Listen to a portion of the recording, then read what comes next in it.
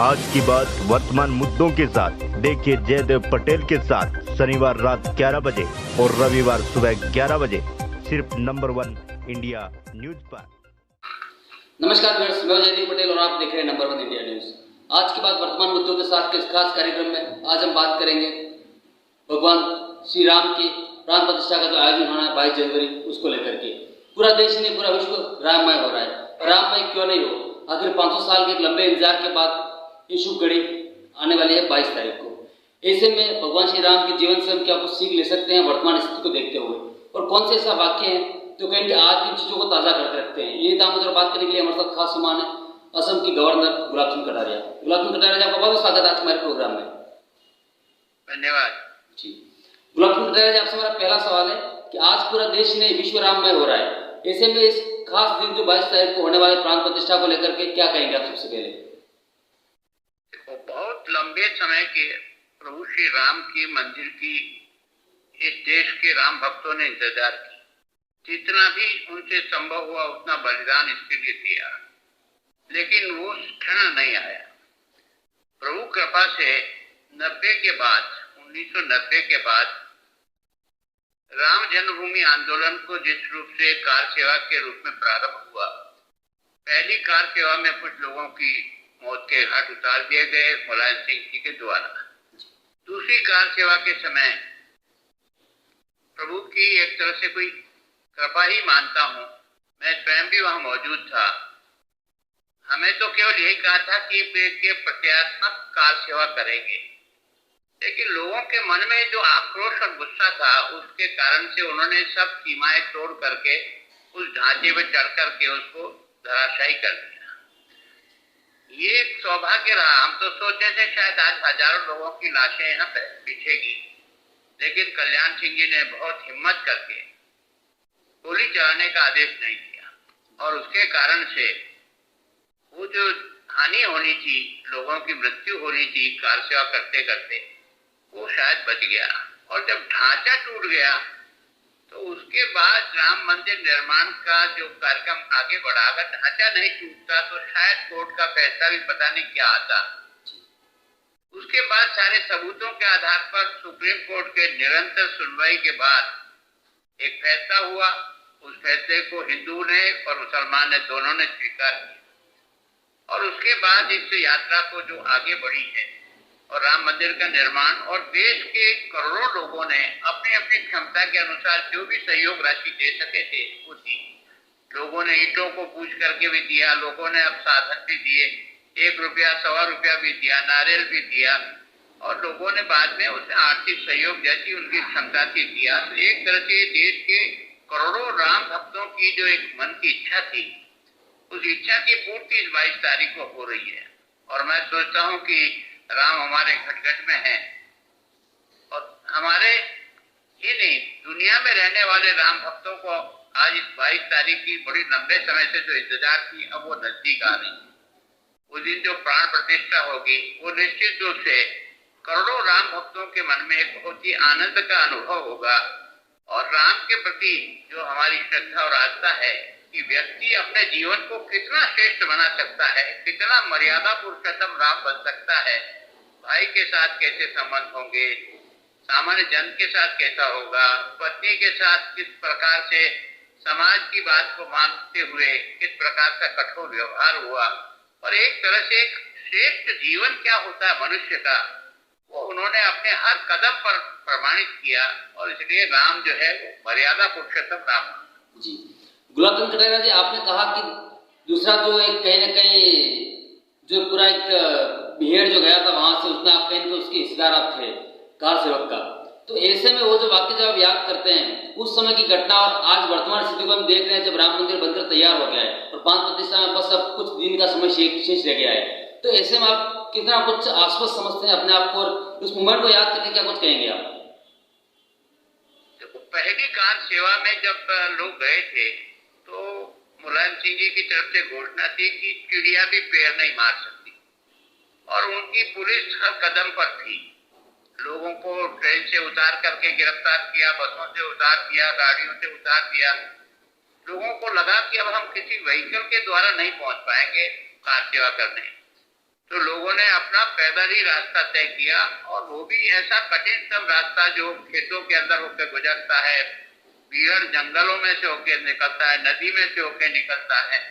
लोगों ने 200, 250 किलोमीटर पैदल चल करके रास्ते में, ये एक राम की कृपा थी कि लोगों ने जिस रास्ते से निकले उस गरीब आदमी ने भी अपने घर के सारे किवाड़ खोल दिए, जो कुछ उसके बाद साधन था उससे रोटी खिलाई, ओढ़ने के जितने बिस्तर थे वो हम लोगों को दे करके उन्होंने अपने बच्चों को जो है वो ताप करके उन्होंने रात निकाली। लेकिन इस आनंद के साथ उन्होंने हमारा स्वागत किया, मुझे लगा कि देश में राम की एक बड़ी अजीब चमत्कार है।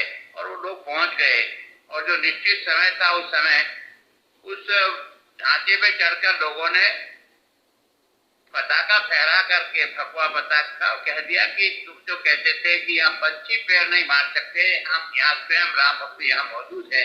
गोलियां लगी और लोग गिरे, और कई लोग उसमें अपने आप को एक तरह से उन्होंने एक तरह से शहीद कर दिया। तो ये कहानी पहली कार सेवा की थी जो बहुत ही भयानक थी, बड़ी सत्य। ऐसा देखने के बाद इतना मन को पीड़ा और दुख होती थी, लेकिन उसके बाद भी सफलता नहीं मिली। दूसरी बार फिर कार सेवा प्रारंभ हुई और उसमें बहुत बड़े लोग गए।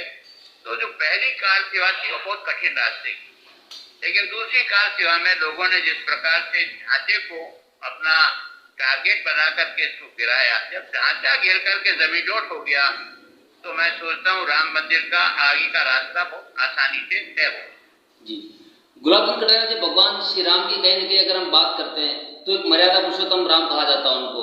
ऐसे में उनकी जीवनी से क्या कुछ सीखने की जरूरत है आज की वर्तमान स्थिति को देखते हुए? देखो, उनका हर क्षण और हर एक्शन सीखने के लिए है कि बचपन में होगा तो उन्होंने अपने भाइयों के साथ किस तरह से प्रेम और अपनी माताओं के साथ किस तरह का व्यवहार किया और किस तरह का सम्मान किया। और जब आपने और हमने रामायण जब चली थी, और रामायण जब टीवी पे आती थी तो बसें रुक जाती थी, ट्रेनें रुक जाती थी, हर आदमी रामायण को देखना पसंद करता था। उसके पीछे कारण यह था कि उस व्यक्ति ने अपने जीवन को एक श्रेष्ठ इंसान के गुणों से परिपूर्ण रख करके आगे बढ़ाया था। और इसके कारण से जब वन में जाने की स्थिति आई थी कि कई ने जब वरदान मांग लिया था और दशरथ को जब मजबूर होकर देना पड़ा, तो उस दारुण दृश्य को देख करके हर एक की आंखों से आंसू झर रहे थे।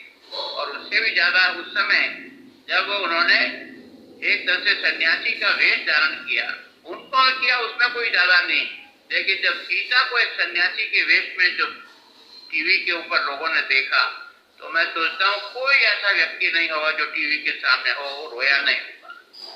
इस तरह से एक मर्यादाओं का अपने पिता की आज्ञा का पालन करना, इतना कठोर, इधर राज सिंहासन की तैयारी और इधर वनवास जाने का आदेश, एक बहुत अजीब दृश्य था। तो वास्तव में उन्होंने कोई एक जगह नहीं, जहां भी वो गए, जैसे भी लोग मिले, चाहे उन्होंने केवट ने ले जाने से मना किया तो किस प्रकार से उसका रास्ता निकला। मैं सोचता हूँ कि वो जंगल में जब गए तो किस तरह से उनको सबरी के बेर खाने पड़े, एक प्रेम के वसूलित होकर के, उसमें भी एक आनंद का अनुभव हुआ। और राम ने जब लंका पर चढ़ाई की तो भी मैं सोचता हूँ युद्ध में भी उन सारे मर्यादाओं का पालन करते हुए उन्होंने उस युद्ध क्षेत्र में अपने आप को विजय की ओर बढ़ाया था। और छोटे भाई को जब लग गया था बाण और वो मूर्छित हो गए थे, तो भगवान होते हुए भी किस प्रकार से विलाप करने लगे, किस प्रकार से दुखी होकर के उनका मन रहना। तो कहाँ है ना, एक तरह से बजरंग बली जो है ना, हनुमान कहता है कि आपको दुखी होने की जरूरत नहीं, आप मुझे बताइए, आदेश दीजिए, जो भी मुझे करना होगा। और संजीवनी ला करके फिर से अपने भाई को जीवित करते हैं, एक तरह से मूर्छा तोड़वाते हैं। तो मैं सोचता हूँ राम के जीवन का हर क्रम, और राज सिंहासन पे आने के बाद भी पत्नी पर एक धोबी के द्वारा आरोप लग गया, उसके कारण से उन्होंने उसे त्याग दिया, केवल ये जानते हुए कि नहीं, ये जो समाज का जो सोच है उसका भी सम्मान होना चाहिए। तो एक तरह से मैं सोचता हूँ ऐसा जीवन की परीक्षा अब तक तो हमने कभी किसी के जीवन में नहीं देखी जो हमने उनके जीवन में देखी। और हर कदम उनका जिस प्रकार से कठिनाइयों से गुजरा, अगर 14 वर्ष का वनवास नहीं होता और वन की क्रियाओं को नहीं दिखाया जाता तो शायद भगवान राम भगवान नहीं बन पाते। तो एक तरह से ईश्वर बनने के लिए भी जिस प्रकार से व्यक्ति को तराशा जाता है, उसमें से उनको भी तराशना पड़ा। ईश्वर का स्वरूप होते हुए भी उन्होंने मानवीय दृष्टि से इन सब चीजों का मुकाबला किया। जी, गुलाब चंद कटारिया जी, हम बात करते हैं मर्यादा पुरुषोत्तम राम की, तो लेकिन आज के राजनीतिक दल हो गए या फिर आज के तमाम जो नेता हैं, उनमें एक तरीके से देखा जाए तो भाषा का जो एक आदान प्रदान है वो कहीं के निचले स्तर पर जा रहा है। तो ऐसे में उनको किस तरीके की सीख लेने की जरूरत है? देखो, मैं सोचता हूँ राजनीतिक पार्टियां रहेगी, लोकतंत्र में विपक्ष रहना चाहिए, मजबूत रहना चाहिए, पर सभी पार्टियों का केवल एक लक्ष्य हो जाए कि हमारे जीवन का देश नंबर 1 पर है, पार्टी नंबर 2 पर है, और फिर अपना व्यवहार करना शुरू करें, तो मैं देश में लोकतंत्र अच्छे पायदान पे चल करके और अच्छा तरक्की करेगा। और राजनीति जो है, जब नेता बनता है तो जनता का सेवक बनता है, जनता का मालिक नहीं बनता है। दुर्भाग्य हमारा यह है कि जब व्यक्ति पद पे जाता है तो अपने आप को सब कुछ समझ बैठता है, यही हमारी भूल है। लोकतंत्र में जो भी जनता के द्वारा चुना जाता है वो जनता का सेवक ही होता है, उसे जनता के सेवक के रूप में ही काम करना चाहिए, चाहे वो प्रधानमंत्री हो, चाहे वो मुख्यमंत्री हो, चाहे मैं राज्यपाल हूँ। मुझे सारा का सारा जिस स्थान तक लाने में जिस जनता का आशीर्वाद मिला, मुझे उसकी जनता के सेवक के रूप में और अभिमान रहित होकर के देश हित में काम करने का प्रयत्न करना। गुलाब चंद कटारिया जी, 22 जनवरी को प्राण प्रतिष्ठा कार्यक्रम होना है, ऐसे में सब जगह पे कहीं एक दिवाली जैसा एक माहौल है, इसको लेकर के असम का राजभवन कितना तैयार है, किस तरह की खास तैयारियां राजभवन में की जाएगी? देखो, निश्चित रूप से हमारे राजभवन में भी यहाँ पूरा दीपक जलाने का बाकी सारे कार्यक्रम होगा। मैं क्योंकि उदयपुर में ही एक और राम मंदिर भी बन रहा है, उसका भी उसी दिन मूर्ति की स्थापना है, तो मैं उदयपुर के कार्यक्रम में रह करके उस राम मंदिर की प्रतिष्ठा वहाँ अयोध्या में होगी, और मेरे उदयपुर में भी एक मंदिर में उस दिन प्रतिष्ठा का कार्यक्रम ये 2-3 महीने पहले से तय था, इसी तारीख को तय था। ईश्वर योग से दोनों की तारीख भी एक है, वहां मैंने कार्यक्रम दे रखा है। और उदयपुर के सार्वजनिक स्थानों पर भी, शहर के कई चौराहे पर है ना, सीधा का सीधा वहां से लाइव हो रहा है, उससे जुड़ेंगे। प्रधानमंत्री जी के कार्यक्रम को भी और प्रतिष्ठा को भी देखेंगे, और उसके साथ ही एक तरह से उनके जो भी भाषण होंगे उनको भी हम सब लोग सुनेंगे। और सारा देश जो दीपावली मनाएगा उस दिन, उसमें हम लोग भी अपने शहर उदयपुर में, जिसका मैं 40 साल से प्रतिनिधित्व करता था, उस शहर में मेरा योग से वहां मुझे रहने का मौका मिलेगा।